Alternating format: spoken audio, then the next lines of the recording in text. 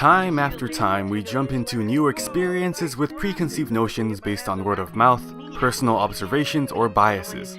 These notions influence our expectations, altering our enjoyment or displeasure well ahead of actually taking part in the experience.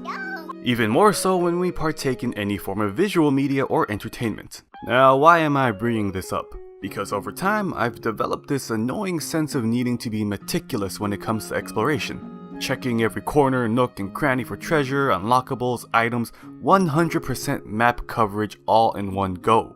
Part of it is because I don't want to feel like I'm missing anything, and I'm well aware that I might not be able to replay certain parts of a game. Sometimes trial and error takes up too much of my time than necessary, so I end up relying on guides and overthinking. This mostly applies to RPGs and even modern platformers. Now, there are times when I have been able to experience that sense of innocent and blissful ignorance. Aside from shutting myself away like a hermit in isolation, there are titles out there that I've kept my eye on without getting too involved. It's not until I get my hands on the controller that I begin my observations. Just pure observation without distraction, enjoying aspects of the game without worrying about missing things ahead of time, and naturally exploring things at my own pace. For me, many of these feelings come from early gaming experiences involving the N64 and PlayStation eras. However, a game that came out a few years back sort of rekindled that sense of blissful exploration. Today, I would like to illustrate my case with this game right here. This one. Not that one. This one.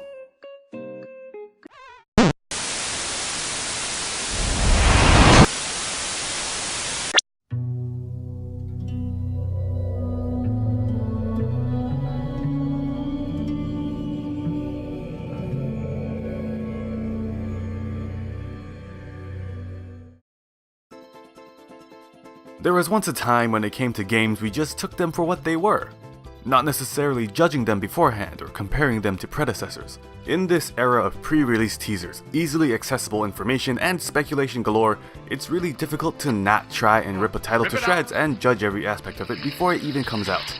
And even upon the game's release, we look back on previous titles to determine if they live up to standards we formed in our own heads, as if they were carved in stone. I'm not saying that this is unreasonable, and it's all completely normal behavior. We can't help it.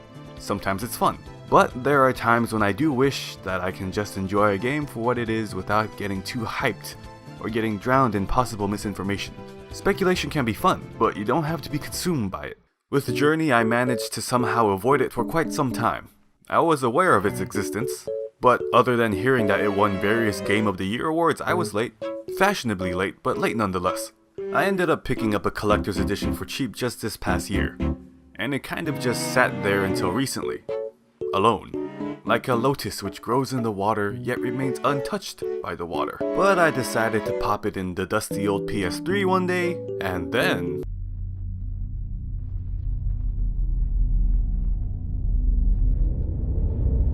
stunning. Makes me just want to sit... whoops! Trophy.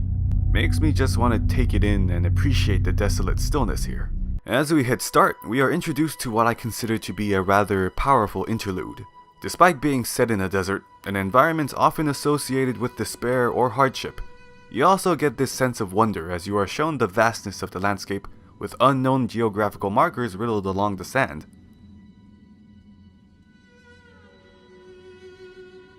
Then here you go, your game's avatar. It throws you straight into it by letting you fidget with the movement and camera controls. Then you go on your merry way. Where to? Maybe by trekking up this hill you will find out. Come on, almost there. Aye, there be the destination.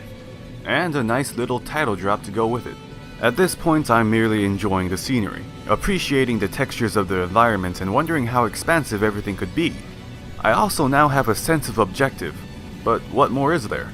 Upon further exploration you are granted the ability to jump and glide as you interact with flowing cloths that seem to have taken a life of their own. Aside from movement, interaction seems primarily reliant on your character's ability to produce glyphs that are followed by soothing tones. As you reach the end of a level, you interact with a shrine to have a short cutscene play out. The sequence is entirely wordless and pretty much left to interpretation. I figure it's some sort of history lesson or establishment of some goal, but things get somewhat clearer as there are like 6 to 7 more of these things to go through. The game plays out in chapters where each chapter is a new area to explore. The game itself averages around maybe an hour or two depending on how you play it. In terms of the cutscenes themselves, they serve as a nice pit stop to put everything into perspective.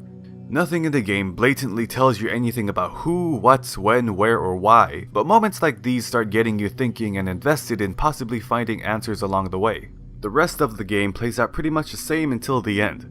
Traverse beautifully designed ruins, take in the sights, the ambience, and keep trekking until you reach your destination.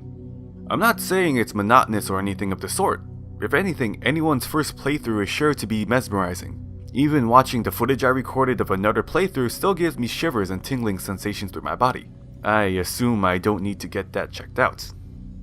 Now that's just Journey in a nutshell. Now this is where I make my claim on what I found to be a rather important component of the game. Its simplicity, or more so, it being not too overly complicated.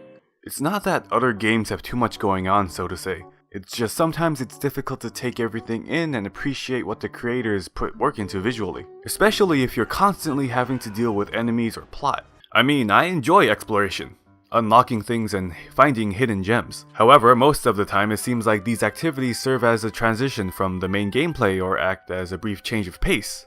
But in Journey, this is all you get for the most part. Exploration without fear, pressure, time limits, etc. Some might consider having just this as the mainstay leaves for a bare-bones game not worth playing. And in some cases, that may be true for games without much thought or effort put into it.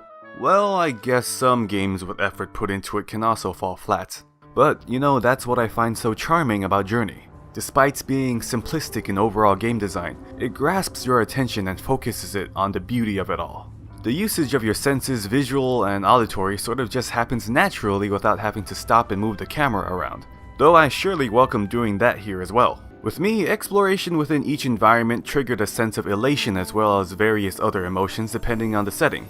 Emotions like euphoria, hopefulness, and despair even when I wasn't entirely sure how to apply them objectively, as there is never a clear answer as to why you are doing this. This innate sense of wonder kept me going on as I became more and more invested in discovering what was ahead.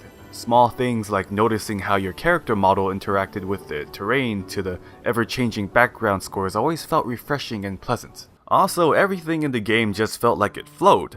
Literally, like the character's design with the scarf, the seemingly intelligent sheets of fabric, and the choice of environmental elements such as sand and water.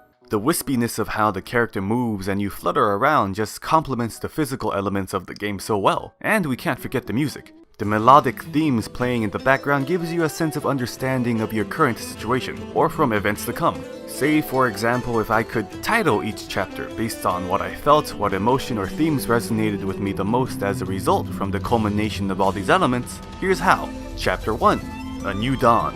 Chapter 2, Flight. Chapter 3, Discovery. Chapter 4, Solace. Chapter 5, Adversity. Chapter 6, Ascendance. Chapter 7, Hardship and Transcendence. And you know, these aren't just minor reactions to the environments either. I found myself pretty engrossed in the journey itself as it enveloped me in its warm melodies and breathtaking visuals. Another thing to mention is how every area never really seemed separate from each other. Aside from the shrines, any area that was significantly different in atmosphere, moving between these areas was really smooth on the visual level.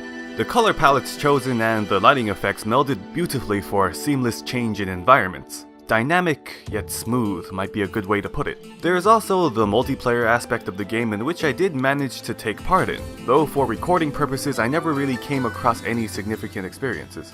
However, I can say previous encounters with strangers did alter how I perceived the game.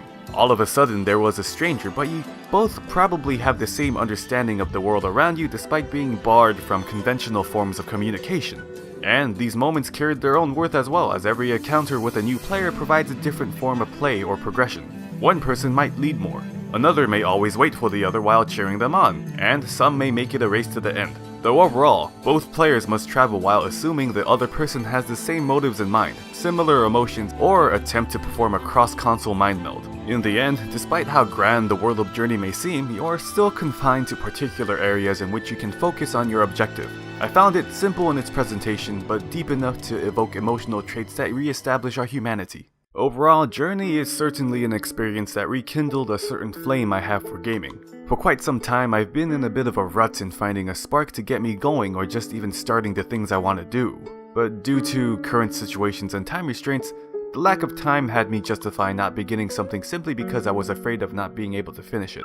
I felt that if I started something, I would have to rush through it, and that would severely lessen my enjoyment of the experience. However, a visit through the world of Journey got me thinking, there's no need to rush. If I really wanted to take my time and enjoy something, that's exactly what I should do. Even if it seems like there aren't enough minutes in the world.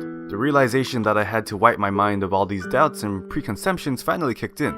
I can start at zero, clear my thoughts with a blank slate before every new experience, and not let those thoughts dictate my sense of enjoyment until it happens. Like the game, it's not necessarily about the destination, but the journey itself. To me, Journey has grown to carry its own significance for me in its entirety. For others, it too may carry meaning, but from different perspectives. And there are those who go through the process, enjoy it, but don't take anything from it. And that's the wonder of a journey and the game Journey itself. It's also the beauty of art.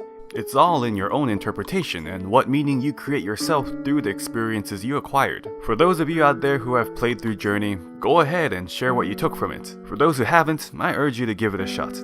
Now we've reached the end of the video and a bit of my existential nonsense. I guess I should leave off with something a bit more consistent. Give me a moment. Ah, got it. Okay. Zoom. Freeze frame. Go. A flight after dawn. Realize growth through journey. Transcend the hardship.